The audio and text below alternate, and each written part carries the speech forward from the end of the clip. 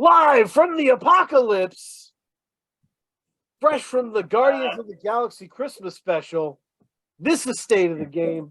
I, Dan O, commonly referred to as the Wendy Williams of this underground hip-hop shit, right? And my co-host, clearly my Charlemagne, this is Hey Diggy, thank you for being controversial all the time.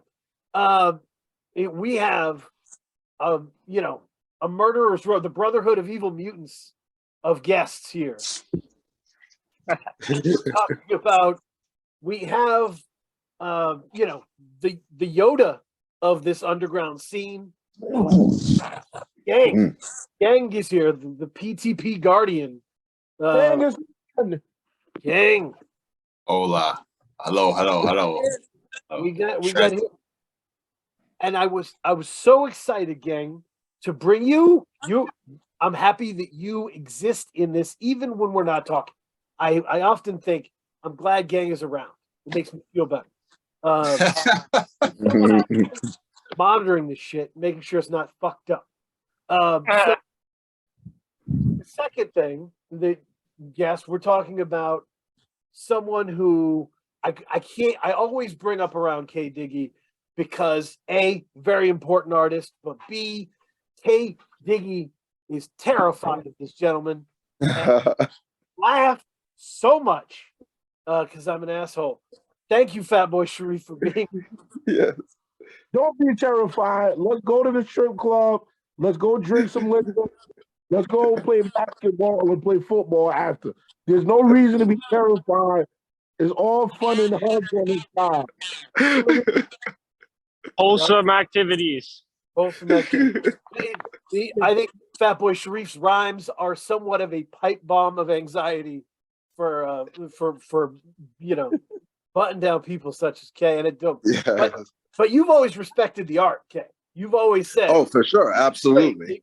It gives me goosebumps, but this is great. Yeah, I would say I'm terrified, but there was some of it. It was unsettling when I first heard it. It was unsettling, but once you get into it and get the groove, you're like, okay, like, all right, I get it. Sure, appreciate it. Yeah, appreciate you. And honestly, one of the like. When I do the breakdown for these episodes, I think of what this music means to me. While I was writing about Noface, I was like, that's why I love Noface. Like, Noface is cool as fuck. Like, sonically, Noface is cool as fuck, and only cool people can sound cool on Noface beats. It's just it's a mathematical equation there. So I'm so happy to have Noface, who's been a part of some of my favorite records, including the new Concept Jackson album, which you put on his back, and it's so. Thank you for being here, sir. Thank you, bless, appreciate all that. Really, you know, it's that was well said, and I will say you got to be pretty good at rapping to rap on my beats. Right. Yeah, you can't be swag recessive and jump on a Noface beat, right? You have to have prominent swag gene happening. Yep, it's genetics. But we're gonna get through. I want to start in the end. I want to start in the beginning of the end with Geng. Geng, you get the beginnings of Preaching in Havana given to you to mix and to control the vocals of. And when you are game planning, I don't know if you heard the songs along the way or if you got it in one big chunk, but what was your game plan for what you wanted to accentuate about this music? What you wanted to make pop? Yeah. Peace, everyone. I was approaching it like, first and foremost, having seen what happens, like, actual physically, what happens during Fatboi Sharif vocal recording session. having like, done a few of these prior to, I feel like that was a somewhat of a blessing, I guess, in disguise. Because not only was that a learning for me behind, as to what happens behind the process, but also sort of how Havana, Preaching in Havana was first introduced to me. So it all came in one sort of moment, at one moment, I think literally the first time we recorded together, Sharif. But regardless, whether it was the first or the third, I was, I've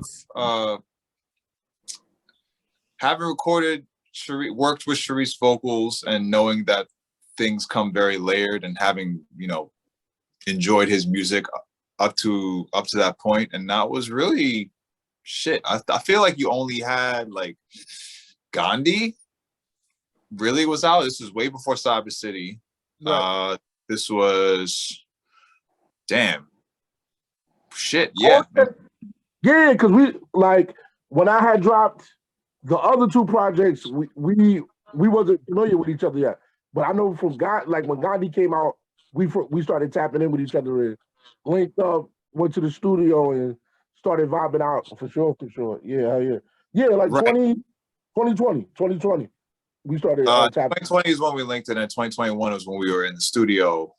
And this all kind of, started happening. And I say, like, really honestly, like, I wanted to do something that honored his vocal style, and like his varying vocals, like the multitude of Sharifs that happen on every song, as well as obviously the atmosphere, like, the sonic environment that they both created, you know what I mean?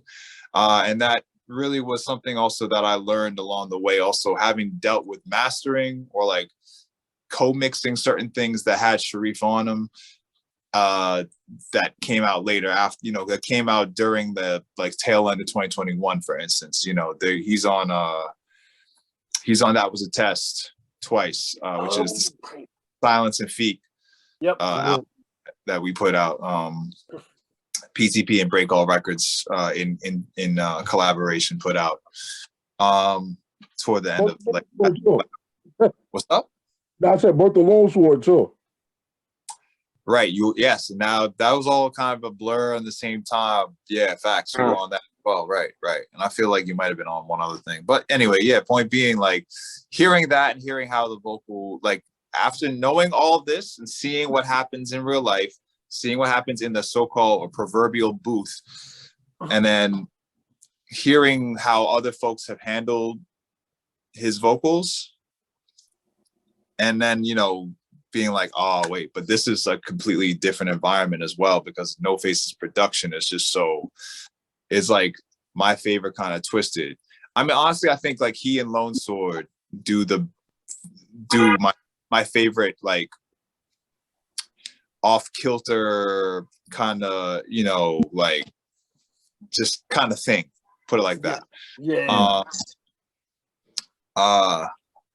And they're not doing the same thing either. I'm not comparing. I was just like, all right, I see what's done here, and I see what's done here. I want to go even further into that, and I want to further distinguish and clarify.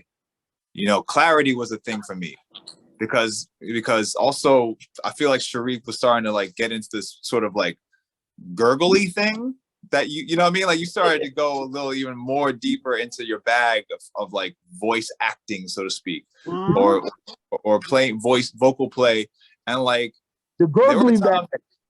Say what? The gurgly bag. That's yeah, what the gurgly bag. That's a song title. And that there was something that I've heard it where it was kind of like, what's the word? Like non-comprehensible. Like, not like I couldn't hear all the words. And I was like, we can't have that. We can't have Sharif be blurry, because like also the power that Sharif has in the way he writes is that he writes the way he does, and he puts these words together. Like it's the same. It's similar to like how like I see like a Killer Priest. Like if you didn't understand what Killer Priest was saying, he wouldn't be who he is, as far as like, oh my God, like this guy is on a podium somewhere in some, room of the gods type shit. You know what I'm saying? So like, I wanted Sharif to be like etched out in his own space, to have his own space. You know what I mean? Which like I've heard not done all the time in the past. And I'm like, all right, beyond just like regular standard mix shit where it's like, all right, like, take off the harsh noises. Sharif has a deep voice, so I'm obviously doing the thing that everyone should be doing anyway, where it's like shaving off the low end a little bit, so it's not like just like booming for no reason. Carving out space is a thing, honoring space. You know what I mean? So like that balance is a thing that like a lot of people. I heard a project today. I love the raps, I love the beats, but I was just like, oh, like this is not easy to listen to in the car. Like I'm like riding around to this. I'm like, oh my God, like, and it's a project that like a lot of people fuck with, and it's a person a lot of people fuck with, and I fuck with my man very much. But I'm gonna have to remaster the shit. And then I'm not gonna say who it is, whatever. No, but I'm gonna like shit. Sounds good. If I put it out, because it is just that. It's just like I know what happened there, and I know who did it, and I know it's just a learning thing. Anyway, point being, we know you're engineer. You know what I mean? We know you did. We know you did. No, I mean, it's like it's multiple projects that I hear like that. So I'm just like, like if I sometimes like when I put stuff out on cassette, I'm like, let me get in on the back end and do a little bit. Sometimes I ask the acapella, and I just like just you know what I mean? Like just tweak it a little, refine it a little bit, or whatever, shave it down just a little bit.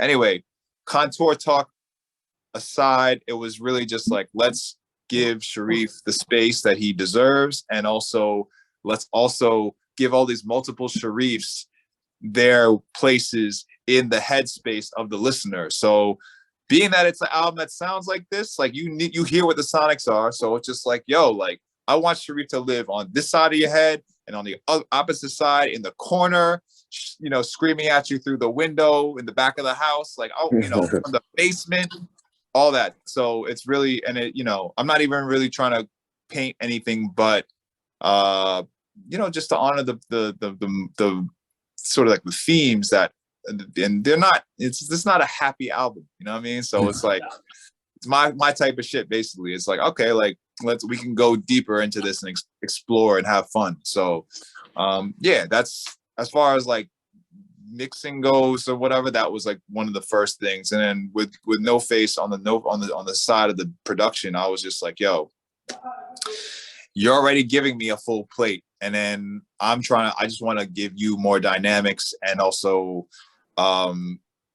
adding to the space thing. It's like I'm doing the drops, I'm making things drop out, I'm doing filter passes, whatever, just making the beat kind of move around Sharif's vocals. So they're doing this like yin and yang dance together. Otherwise it's like more of a flat thing, and it's like more of just like, it could be like a continual loop or whatever. Noface has his dynamic change, has his like pattern changes and structural changes in the production, but as far as like from an engineering standpoint, from a sonic or dynamic standpoint, I wanted to make sure that it was a little bit more fluid and like more not amorphous, maybe. But yeah, the yin yang thing, just picture that. So one side is the beat, one side is the voices. You know what I mean? I love it. I love it. I was gonna, and that is just a PSA to some, because in the race to stay relevant, there's a lot of artists who put out a lot of music this year. Some of them have put out a lot of music and saved the money they would pay an engineer. Right. And the music isn't, I mean, it's okay because none of it's actually finished, if that makes sense. If you have a choice between 7 albums in a year that none of them touched a good mix master, or one that you can be proud of, please pick one. Please pick one. Yeah. I'll rep your shit all year. I swear. Right. Yeah. I mean, that's my whole shit. Like, listen to the things that I've mixed and mastered, and listen. You know, my whole shit is like, if you hear me mix and master an artist, and then you hear them by themselves, or you hear them with someone else or whatever, you're gonna like be like, oh, this sounds different than when Geng did it. And that's just bottom line shit. That's just regular shit. Like, same thing. Like, yeah, there's only a couple engineers I could think of who are like active in this sort of circuit that who I'd say have that, that presence or whatever when it comes to like the, leaving their fingerprint on a mix and making sure the shit sounds right, really. You know what I mean? And we were Face, Sharif, and I were all sitting in this room, in this studio, being like, all right, like, going through other people's music from the various eras, not just from now, but like, and not just from the 90s, but we went to some Stone Cold classics when people had budgets for engineers.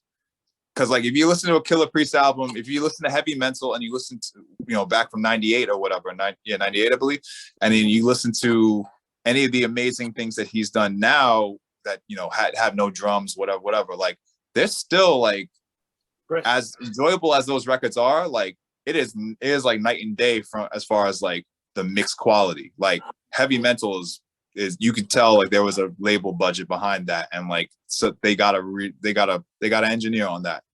And that's no slight to Son, that's no slight to the God or whatever, but like, at the end of the day, like, go with number one, go with one album, go all out, because you see what it does.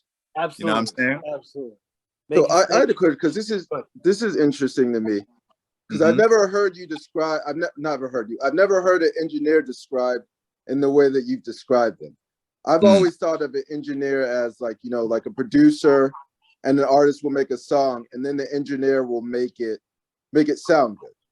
Yeah. But I've never heard of like an engineer kind of interpreting it's like another filter, an engineer interpreting the work of a producer and an artist. So strictly speaking, on like the producer tip, how do you feel like that interaction between a producer and an engineer should go? That's an excellent question and observation. Because like, I mean, part of it is because like, I'm not doing this much work engineering wise with just anybody. First and foremost, like, I'm at least at this point, you know what I'm saying? At this point, I'm given, or rather, like, anyone who I'm engineering with, like, I'll sit with you for 1 or 2 4-hour sessions and just listen to music with you and just vibe with you and not even do any work. You know what I'm saying? Like, and until like we know that we can like work with each other and have an understanding of the sound that you want, the vision that you want, right? And then after that, then I can get busy, and you're gonna trust me and give me the agency to go in. Like, these cats, like I've been saying in the other interviews and all that, like, these cats gave me full on, like, they were like, yo, go.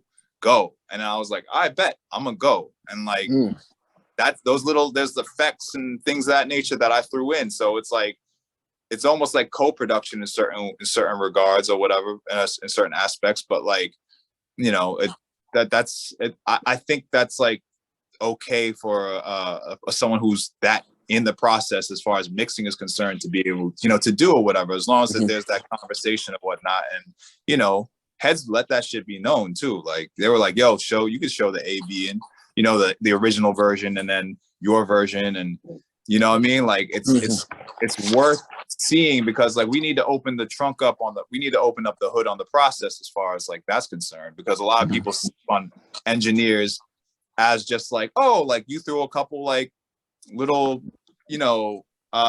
presets on it or whatever, and like, boom, it's good to go. Like, you gift wrapped it or whatever. It's not just, like, came through and like built a box and like, what I mean, stuffed it, made sure everything inside of that box was taken care of and safe and also wrapped nicely as well at the end of the day. But like, it's a much more involved process than like what a lot of people I think assume. But also, like, I'm gonna be real, a lot of producers aren't that involved. I mean, rather, a lot of engineers aren't that involved. So, you know what I mean? That's why I like to work with people I know, and there's a trust that's established between us. Then we can get into the nitty gritty, and like we can all be participants in this thing versus like me just doing like this, slap on a couple, plugins and call it a day and be like, wipe my hands clean or whatever. Like most engineers just do that. I'm gonna be real. Most engineers just do the bare minimum, and that's at least from what I've been hearing, especially when there's no budget involved. You know what I'm saying? And that's partially because there's no budget involved. Like, these are my peoples, but they also came through and honored my labor and time with like what has been like tape sales and things of that nature too. You know what I'm saying? Like, so yeah, it was a really, really like I've said this before, like it's been a wonderful process with these cats because they understand like the worth of it all. You know what I mean? I hope that answers your question, Kay. Yeah. Kay, cool. I was going to tell you something. Sharif is one of my favorite game planners in rap music. I don't know if he told me this during our Killer Priest breakdown or if just when we talked on the phone. Oh, that's right. Yeah. But like he had this quote. It was really fucking cool. It was right when Gandhi was popping, right? Gandhi Loves Children was popping. He said, Gandhi loves children is Gandhi loves children, and that's over there. Like, that's not just the name of the album. That's who we are. That's who me and Roper are, right?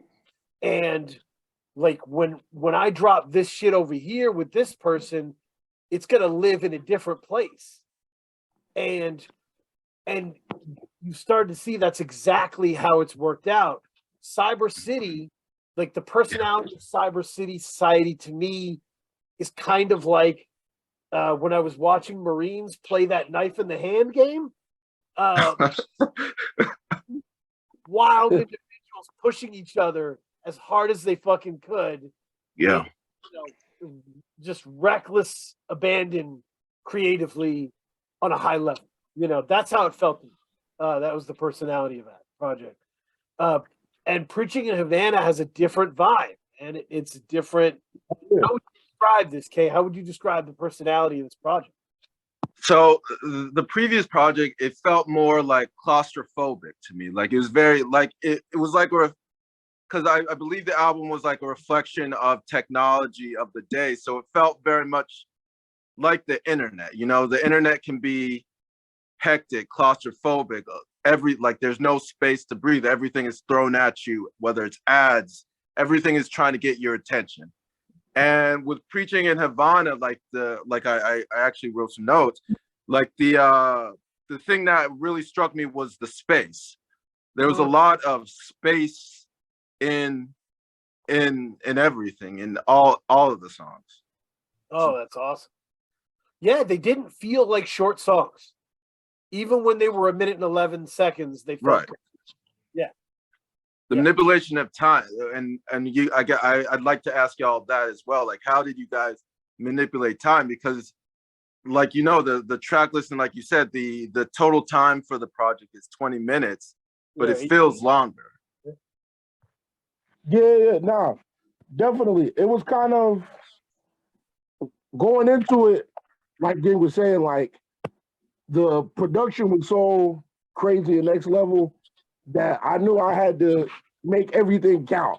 I always write to make everything count, but it was kind of like we wanted to give you it where you hear it, you get it, you digest it, and it's on to the next. Like, kind of like when you get certain novels, and certain novels, it might be just a chapter with a page and a half for information. And in the next chapter, it might be a few more pages where the story continues, but it's different parts of the story that if you miss one part, you might not be able to connect it all. Yeah, and I think, Kay, this was a year where Cyber City Society is not long either. It's like 19 minutes as well. I think a year where Sharif really wanted to work on his short songs, and it wasn't because he's not good at it. It's the opposite. It's because he really enjoyed and really nails short songs. and wanted to kind of get even stronger in that regard. That's my take on it. I don't know if that's yeah. Yeah, it's gotta. To me, I always say like, and me and Geng joke about this. Like, to me, every song is a new thought. It's a new idea. It's a new conversation with the listener. So, some conversations might last 2 hours on the phone. If I just hit you up dead on, I just found out I got 3 kids overseas. I don't know. They about to land in Newark Airport tomorrow morning. Like, that conversation is deeper than just me being like, yo, I hurt my knee today playing basketball. I'm about to still at home the rest of the week. Right. It's They both different lengths. they both are conversation based, but one takes a little more to get to the point. Like, so that's how I kind of look at songs. Like, sometimes I might get my point across in 24 bars, a minute and 30. Yeah. Then you'll see a song like Fitting on Firing Squad, 3 minutes and like 30 seconds. A Like, little longer. yeah, like or longer. So kind of varies. So and Noface, I wanted to say because Geng made a great point, and I wanted to throw it to you just in the sense that having Sharif's vocals crisp and clear is so important because like Sharif is stitching together quilts of anguish, right? Mm-hmm. With John Hinckley and pipe bombs and 8-year-olds, privates, and like, you know, keep a secret. Like you just weaving together all these snippets of terror into this picture of the world. And if you miss it, if you miss these parts, then it's not going to look right in a totality, right? So what? Like, how did you make beats specifically for him, or were you just sending him the darkest parts of your basement of beat packs? That's a great question. So the answer is really kind of both. And we definitely went through a long process with Geng as well of back and forth and like true collaboration. And like Geng said, you know, it's on a level of like being comfortable with each other and like actually, I think, seeing like the same vision, for lack of better words. So, you know, like a lot of this just comes out of watching movies, talking about music, sending music back and forth. Like Geng said, we would be in the studio sometimes just for hours, or we would link up and sometimes mostly just talk or plan shit out or talk about other records, you know, or other engineers that we enjoyed, you know, albums, things like that. So, you know, really when it started, when me and Sharif first met, I think I was sleeping in Lone Sword Lungs' living room at the time, and so we had you know, mutual friends, mutual connection through music, and Fatboi Sharif was coming out to work with Lungs, and so we met up just while I was like in the other room making a beat or something. He heard that on the speaker. I think from there it was really just like, you know, the rest is history. And that was like January 1st, 2021. And I think that day we recorded one of the songs that's on Havana.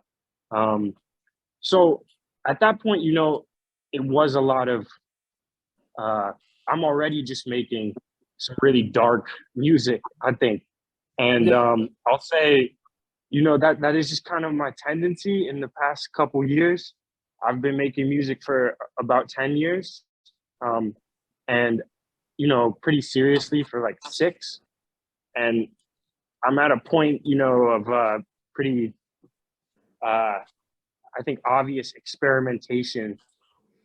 And you might hear that in all of the records I produce, really, you know, because people ask me, like, did you just send the craziest you could think of? I'm like, nah, you heard my other stuff.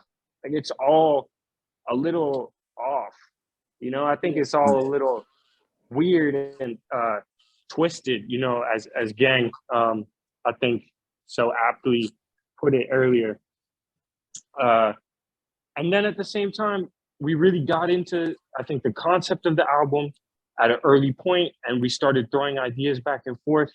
And a lot of the time I'd have little loops, little pieces or ideas saved in my computer, and I would flesh that out with Sharif really fully into some of these beats that became what you hear on Havana. Like 1999 Hacker Worldwide, I remember like that was a whole beat I had started, and Sharif, like I was laying it out in my house, in my studio, and Sharif was there, and he like made me slow down the BPM by like half and pitch it down like way lower than I had it. And I'm like, are you sure, bro? Like, no, this is good. Like, this is fine. He's like, lower, like make it slower and make the pitch it down even more. So, you know, there was a lot of real, I think, collaboration between all of us and Geng as well, you know, into really like fleshing out this concept and this sort of like feeling and idea that is Preaching in Havana.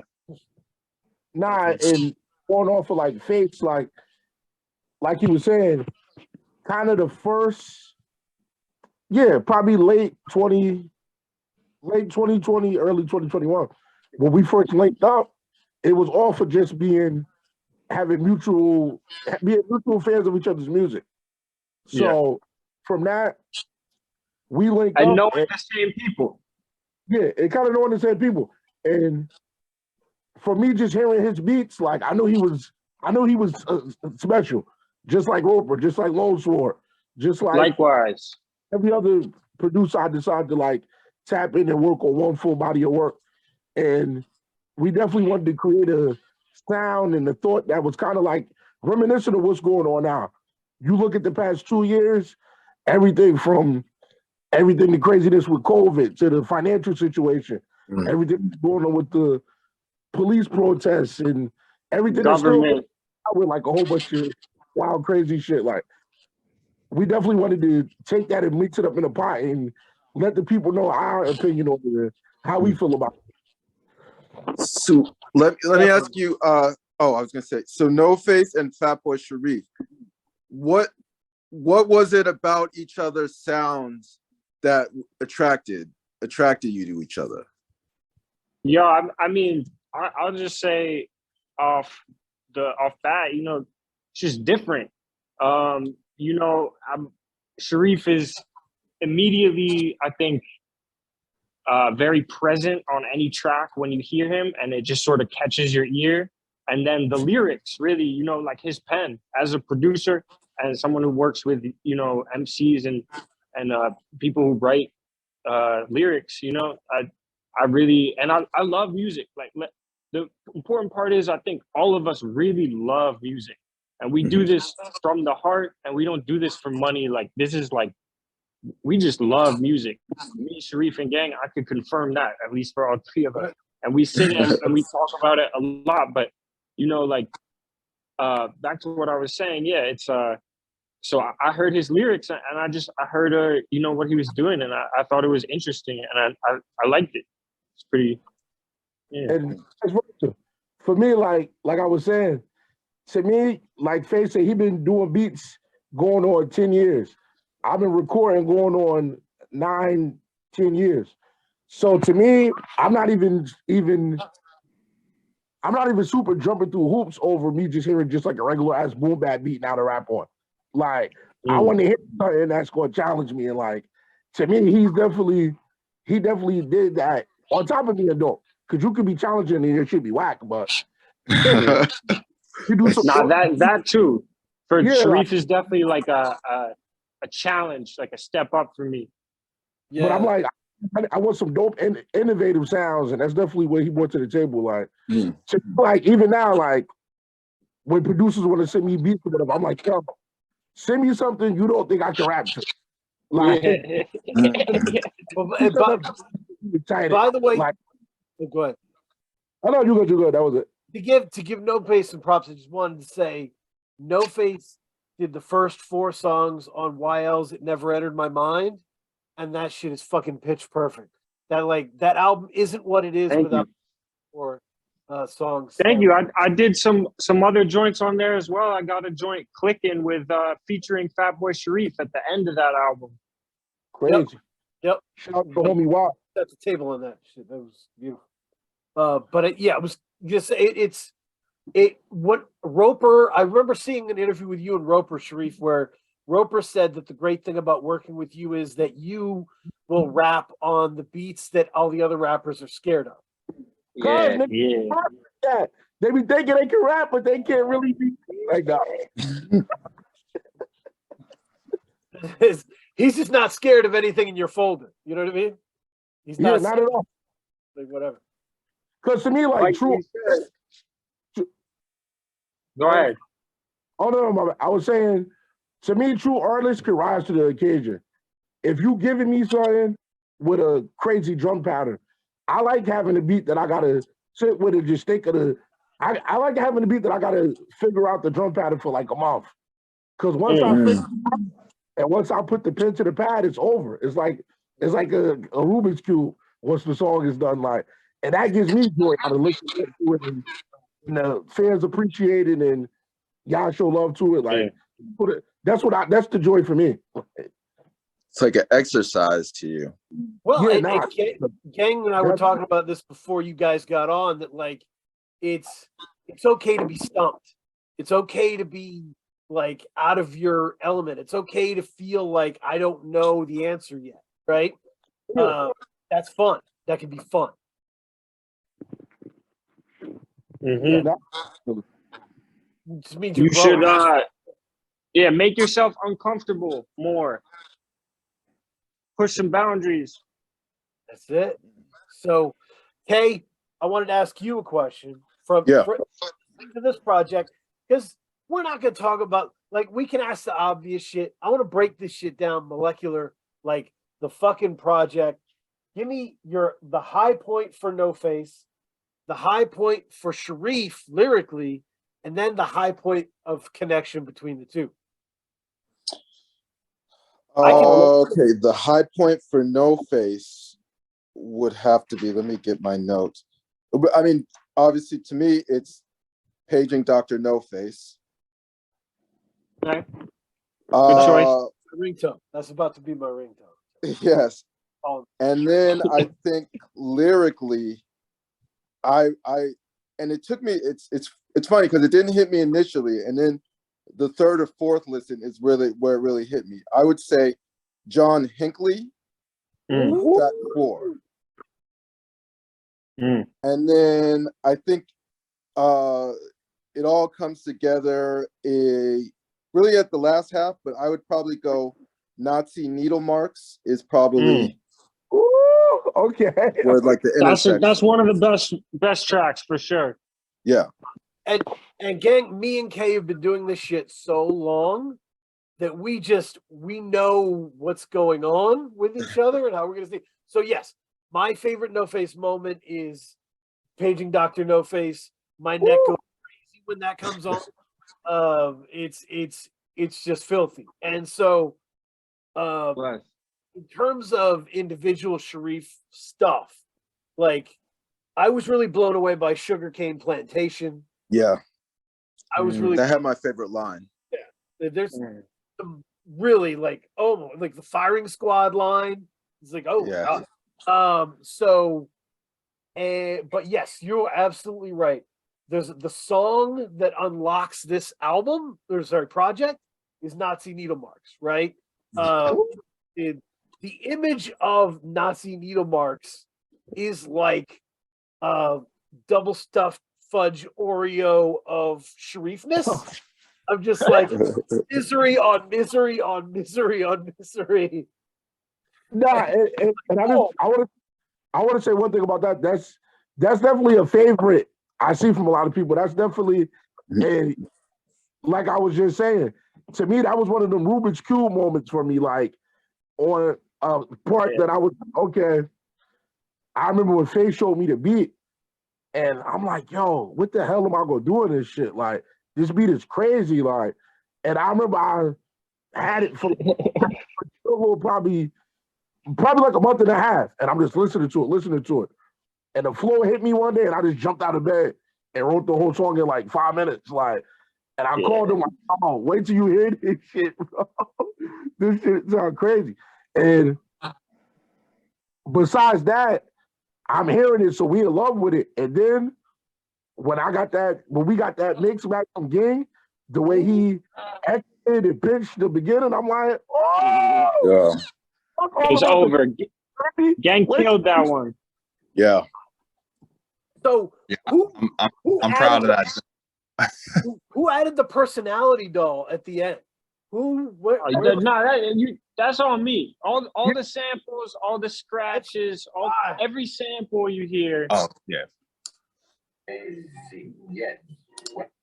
The personality doll gang feels like the map to the whole fucking album project. Like it's just like this, like we're making fun of you, but we're really pissed at you at the same time because of how shitty you all are. Like that this is such a shitty world, and people are so disappointing, and we're gonna make fun of it, and but really it does really suck. Like it's all there to me. I don't know. That's how I was gonna say to me, like the album definitely has.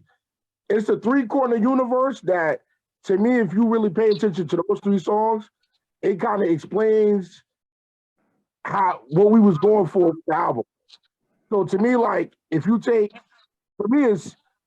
Static Vision, Nazi Needle Marks, Fentanyl Firing Squad, Yeah. like it paints the picture nice and clear. Like Yeah. That's yeah.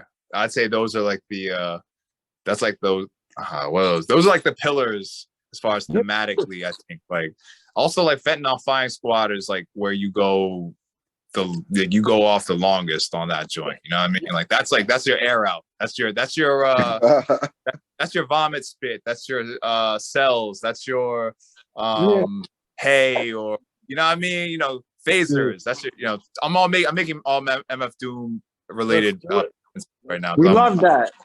Yeah, I mean, but yeah, to also like the crazy shit about like how Face, because I love like Face and I do a similar thing with when we talk in terms of like gathering things from the ether as far as like samples and the dialogue, right? And having that like these samples tell the story or further flesh out the story or whatever especially between songs, at the end of songs or beginning of songs, whatever. So it's like you go from like the personality doll that he found, and then which like yes, we all agree, I think like that's a wonderful kind of like twisted smile of a summary as to like how we feel and how they feel really, and also obviously how I feel as well in regard to like the way that this album kind of gazes out into like this burning planet, right?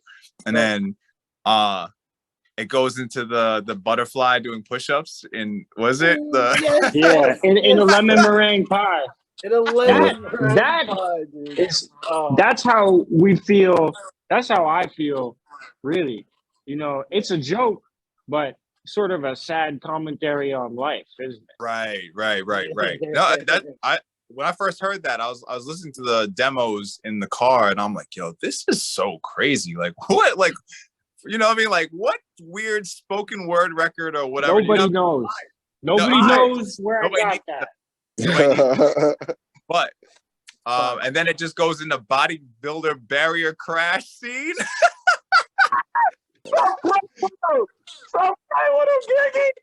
Yo, that line would get stuck in my head for like, I would just be saying like, you know how many times I heard these songs, like going through them and like right. the portions out and doing all this shit.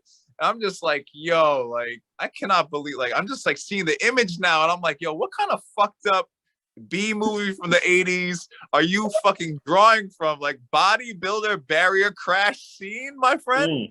Yo, man, like so like that's the blessing too, like being able to do this with y'all, like getting to hear the inner workings of all these elements.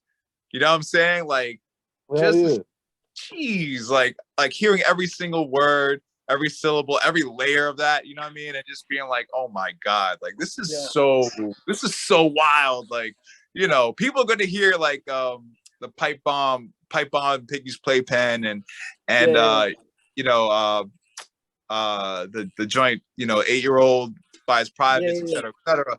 But like just though, like how do you start a verse by saying that? Like painting that image. Like I it's like some like crazy like Universal Soldier type, you know, like Jean-Claude Van Damme, like gone wrong type shit. Like a real Cinemax at like 11 o'clock type shit. You know what I mean? Like that's real. I mean, and to go, you know, to Sharif's mentioned Static Vision is one of the songs to unlock it. And I think it was the crazy thing about Static Vision to me, Sharif, is the Wu could have rapped on that shit. Like Static Vision, like the Wu could have come off on that beat. That beat is nasty. That is a classic New York hard ass beat. But well, let me I'm gonna jump in though, Dan, and say that like the time signature on it, like the loop, the way the loop is formed is so fucked up. Like the Wu, I don't think the Wu. There's no time. Right. There's no time signature. It's just like because I see people, like that footage. It's changing. Yeah. There's like footage of Sharif doing that from Philly that emerged, that like being shared on the IG storyline from Friday, right?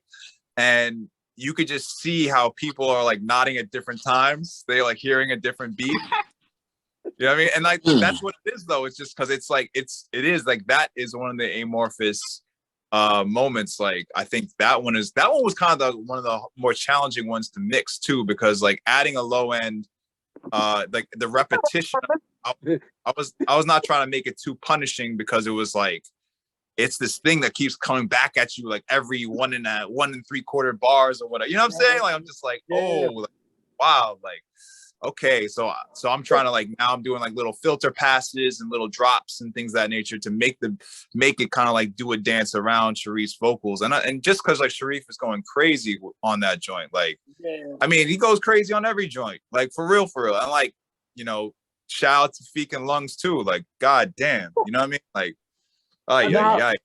that Lungs verse. Vision, I want to say Static Vision had like 7 to 8 mixes. Like right, yes. Literally, even to like the day of like the album coming out, I think we might have switched out a version for the like to the album came out. We was messing with versions to that for the mix. That's wild. I kept going back and being like, oh, like I could do this one section, one little, you know what I mean? Like just like the samples a little too like like there's the S's on that sample in the background a little too abrasive. Let me go back in real quick and just, you know what I mean? I'm just like twisting knobs at the very end type shit. That's just, I don't know. That's just the nature. I did that same shit with Unknown Infinite. Like, and like, that's why I can't be the industry guy. Like I can't not now at least. Cause you know what I mean? But you know, real shit though, like industry be doing that shit too. Like didn't Kanye like re-release a fucking album like a week later or a day later or some shit? And like same thing, I feel Young Thug did the same shit. Young Thug's engineer rented out an Uber or a Lyft for like 8 hours to mix that shit in the car because he didn't have a car available or some shit. Which is, I think that shit is slick. I like that renegade shit. Like, fuck it, you know what I mean? It's art. We have control over it, so why not? Nah, that shit is fucking beautiful. We definitely. Go ahead. But that Lungs verse, oh my god! Like, still mad. Pitchfork still mad at Eminem verses from 05. Like Lungs is insane. It is a dangerous individual. Hell yeah! Shout out to the Tails Grip, the homie Easy Feet, the whole AP for sure. Every time Lungs touches down, it's something. It's yeah. So I wanted to give props on that. Yeah, it was. I think this is your best work of this year, Sharif. This Preaching in Havana is my favorite because of like we talked about with how hard Static Vision knocks.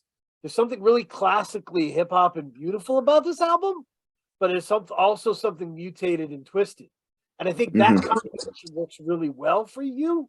I really like, you know, I like to see you like slapping down beautiful sounds with Yeah. I mean, it really felt like Appreciate it. when I first listened to it, it didn't feel like a musical album. It felt more like a musical collage. There were like so many different styles and so many different textures and things like all put together, like really, really creatively. Nah, I appreciate you. That's definitely what we was going for sure. Like, cause even, and it's funny cause like at one point, me and Face was kind of going back and forth on, Face, you remember this? Face wanted to have it just be on MP3. Like, he wanted it to be just like one, like when you click it, it just plays straight through. yeah, One MP, yeah. no separate tracks. one song. Oh, I don't like the We're bringing back full albums.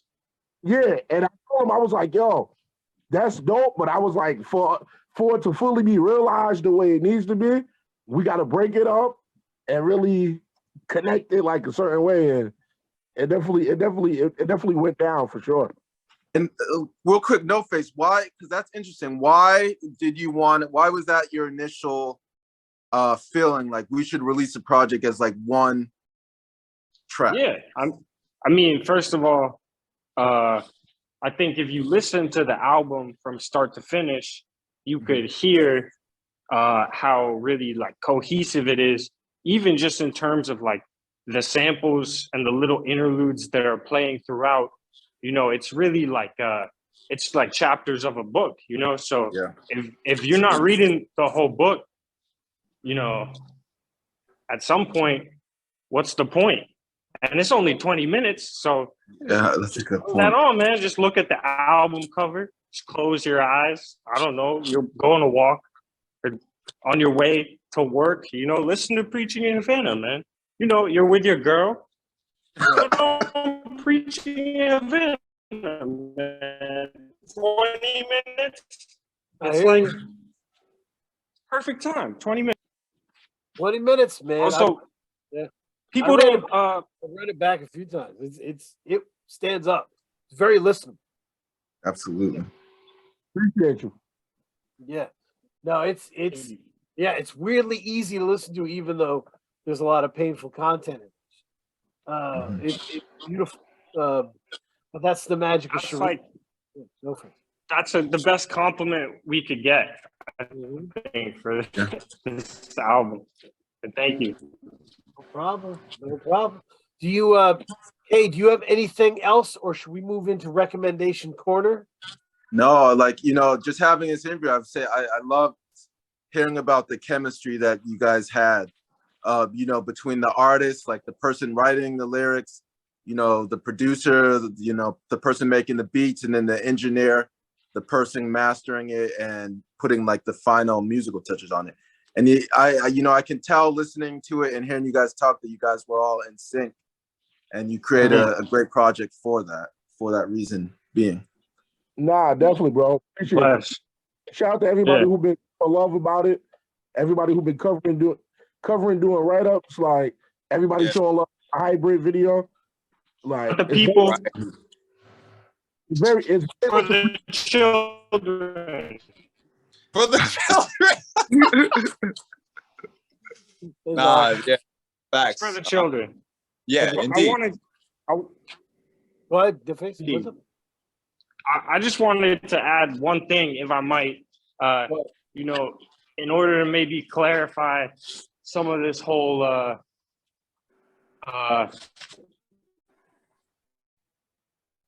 you know, mystique around the album. And you know, in the words of Tame One, rest in peace, I would like to say I rhyme different because I'm different.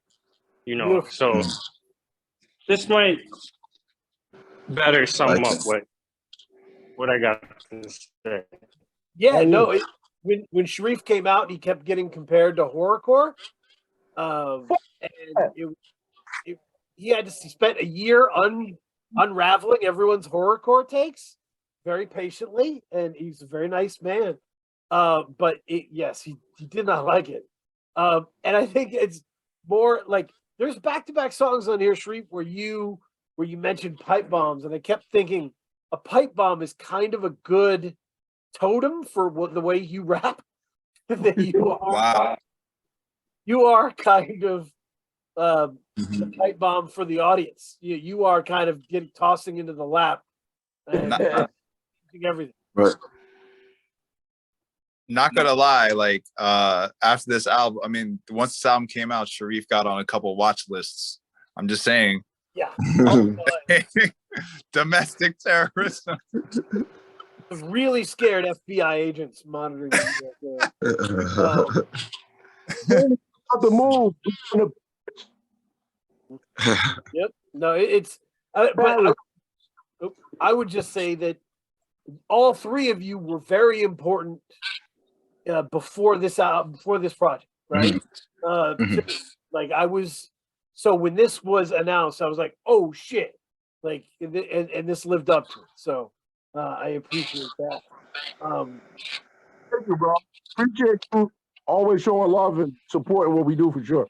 And appreciate y'all. It's always for real. Thanks for being on, man. So, recommendation corner, had the Bandcamp Friday, spent way too much money, but I feel good about it because the big homie came through who founded this website with me, Freeman's Empire with me, Derek, and he was like, "You got to hear this shit. It's called Endure by Special Interest, and they are from New Orleans, and it's this wild combination of like synth punk and dance music and Afro, wave and all that stuff, and it's just all in this giant pot, and it's monstrous big jams." And I was like, "Is this gonna work?" And then I heard they were from New Orleans. I was like, "Oh yeah, they'll figure it out." That makes sense. So it was, and it's awesome. It's a real fun mix of everything. It's been real cool to watch. Like, hey, there's been a bunch of albums that were like, I was talking about this with Mighty Healthy on IG Live. A bunch of albums where rappers are singing like R&B singers, and R&B singers are rapping like rappers. That doesn't get covered as much, but it's happening. There's a lot of intersection between those two. But in 2022, I feel like there was a lot of people mixing alternative rock into that or punk into that. I fucking love that. I think that's awesome. Bust down the walls, have fun. The other one that kind of did some mixing with that was that Please Have a Seat by Namdi, which is dope. So yeah. And of course, shout out to Love Ulysses with 61,265,147, which is the name of the album, Ken. Yes, it's a lot of fun. Love Ulysses. So those are my picks. Of course, everyone should listen to Concept Jackson, HTR Volume 1, The Legend of Tawny Tone. I thought it was Tawny Katane. I was hoping it was can't get everything you want. So, Wow. Okay, what are you listening to? What are you bumping? I could say what I got on the Bandcamp Friday first. Look us up. So I got the new Sleep Sinatra. Was it Don Carrera, that joint? Yep. With Don Carrera, produced by Don Carrera. I guess is like most well known for doing a lot of West Side Gun's Peace Fly God, like it or whatever. I got a Lucid's new like soundscape project. Yeah. Great. Little solo thing he surprised folks with. I got Feek's Chain Link. Great. Chain Link is nasty. I love Chain Link. Which I'm about to master for vinyl. So shout out to Novelty Records, consistently, being the pipeline for that. I got the new EP by Swaya, PTP fam Swaya, who earlier this year dropped something on PTP called Existence. But she has a new project on the TT label. Now I keep forgetting what the actual label is, but I will get that for you in like 1 second. But the project itself is called Night Glow, and it's on Tobago Tracks. Yeah, she's ill. She's done everything from like, I don't know. I can't even, it's hard to explain, but just tap in. She does shit for like, she works with Tony Seltzer on some rap shit, and she also does her solo thing with like, you know, various artists who either rap or sing and blah blah blah. But also like she has a deep instrumental universe that she's been cultivating and sort of showing us more sides of, and you know, really beautiful heavy things. Shout out to Lamb, who's doing vocals on one of the tracks, and some other folks as well. So yeah, you know, shout out to Swaya. Congratulations on the release. Definitely trying to see more of folks like Sharif and whatnot collaborate with her on in the upcoming year. Yo, I'm definitely have to connect some dots. Nasty. Oh, fire. Love it. Other than that, I just been working on an album, so I can't really say I've been listening to too many other things. I've been kind of like saving things on the side, like, you know what I mean? But I'm finishing up an album. Yeah, let me just see. Let me just make sure. Yeah, that's all I bought on Friday, I think. And then yeah, again, like I said, I've been working on an album. It's called Shook World. It's coming out mid-January. And it's a doozy. It's got like at least 17, maybe 18 to 19 people now on it. And it's not a producer album. It's not a compilation. This is not Dre Chronic 2001. Fuck Dr. Dre, by the way. And yeah, you know, trying to you know, further build out this crazy King Vision ultra perspective on the world type narrative or type realm. So yeah, hopefully you know, you'll be hearing that soon. I'll be excited to share that with folks. I'm really excited to share that with folks. It's different. That's awesome. Yeah. Sharif, what are you bumping? Right now, that elusive joint is super duper crazy. Really, Friday morning, I was going in a circle of, I was going from that to the new Feek joint. Shout out to Feek. And I don't know if y'all tapped in the new Olaf beat tape. Crazy. Oh, I need that. That shit. Olaf is wild. Shout out my guy Olaf. Word. Yeah, that shit. Those three right now is definitely getting me in a certain headspace in the zone that I'm loving. Like for a fact. Yep. Olaf Melander, right? Is the OLOF. Yeah. Yeah. No, that's awesome. I gotta check that. Let me also just shout out one other thing real quick. We dropped PTP dropped a single on Friday. It's actually, well, the title's in Farsi, but it means war is the unveiling of the truth, and it's by a producer or artist by the name of Koenig, and I believe he's German. Speaking of Olaf, I just started thinking about you know what I mean? Like ill European folks, and it features a vocalist or an artist, a sound artist, Rojin Sarafi. And it's a single track, but all proceeds go to the Women Life Freedom Collective, which is a organization in Berlin that supports like the feminist uprising in Iran right now. So you know, I actually read that they just disbanded the morality police, but you know, there's a lot of well, that's a big thing we don't have to get into right now, but yeah, So go check that. It's super ill. You know, and it's off of actually Koenig has an album that's coming out that has like, it's crazy. Like I don't know if I could really say it. I'll say it here. I'll give y'all the exclusive. I'm not sure if I'm gonna drop it, but I'm not sure how it's coming out yet. We're in the conversations.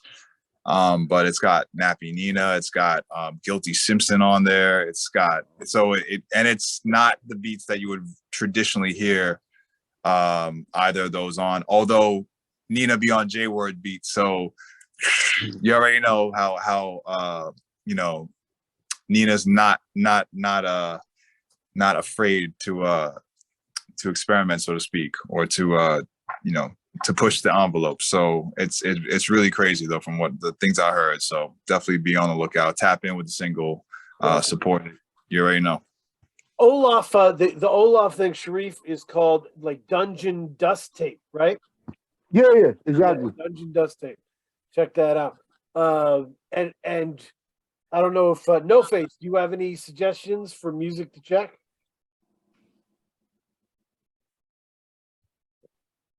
I'm just going to put it out there. I think Noface is working on a full album with Kamala Harris. That's going to be great. That's going to bang. But you can't play it after a certain hour. You gotta go back. So, He's still here. he's on mute. He's talking to me. Listen, no, I can't mention that album at this time. I cannot speak about any Kamala Harris rumors, but Fair. you know, I do want to say, you know, I love music. I listen to a lot of music, and shout out to Feek and Duro. I've definitely been listening to Chainlink since that's come out. I've been hearing some of those songs for a while, and you know, I'm definitely I'm happy for him. I really did like that album a lot. In terms of other stuff, like newer stuff, I mean, honestly, I listen to a lot of old music, so I think it's a little hard for me to come up with an example. But I mean, HTR, the Concept Jackson album just dropped. I've been listening to that a lot. I really love that background as well. I've really been in the past few weeks working on finishing that and like mixing the whole thing, and adding some little sound effects and not mixing, but rather arranging the whole thing. Excuse me, and then sending stems to the mastering engineer, and so pretty much I've been listening to that album a lot recently. It's excellent. It's excellent. So shout out Concept, shout out all the good people.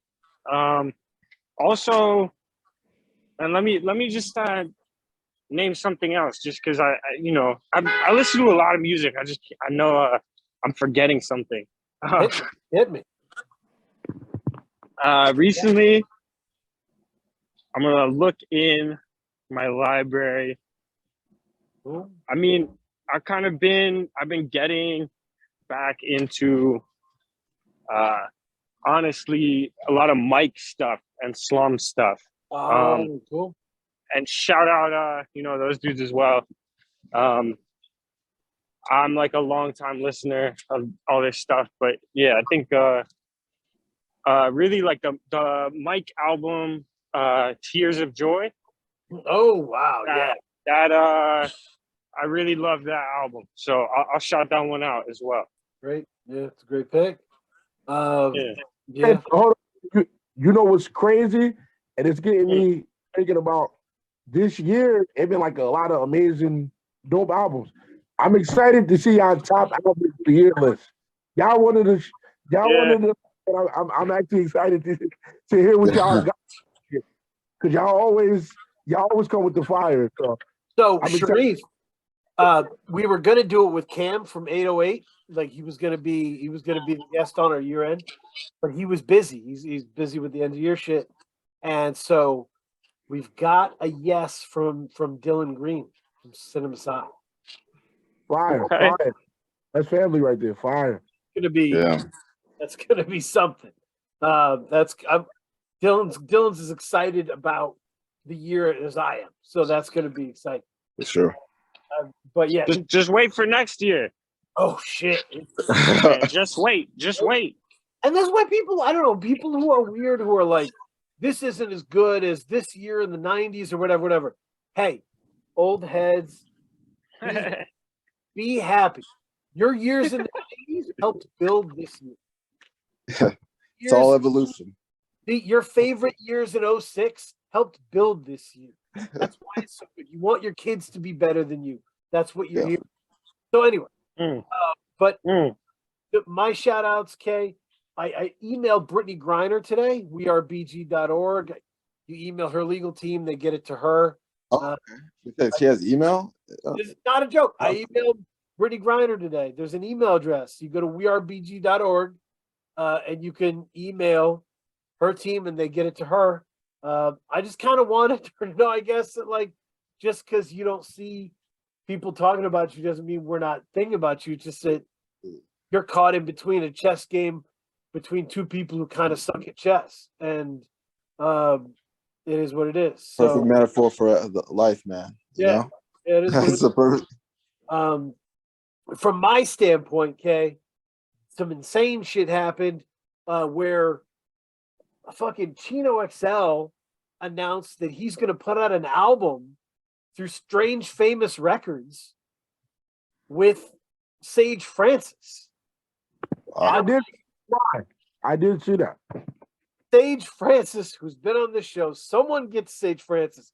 Please put me in the Zoom with Chino XL. Please, to rep this album. I will clean your house for a week. Chino XL is one of the most interesting people in rap to me. What a career. What a time he's had. So to be still active and going through Strange Famous, I can't wait to hear that. And he's going to be spitting on Mope's beats, like the same beats, kind of beats that Jesse the Tree had. So that's wow. That's cool. I'm interested to see how that works. Yeah, hell yeah.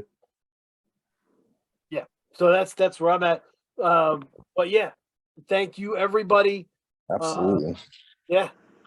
Follow PTP, follow Fatboi Sharif. Yeah. Support your local artists.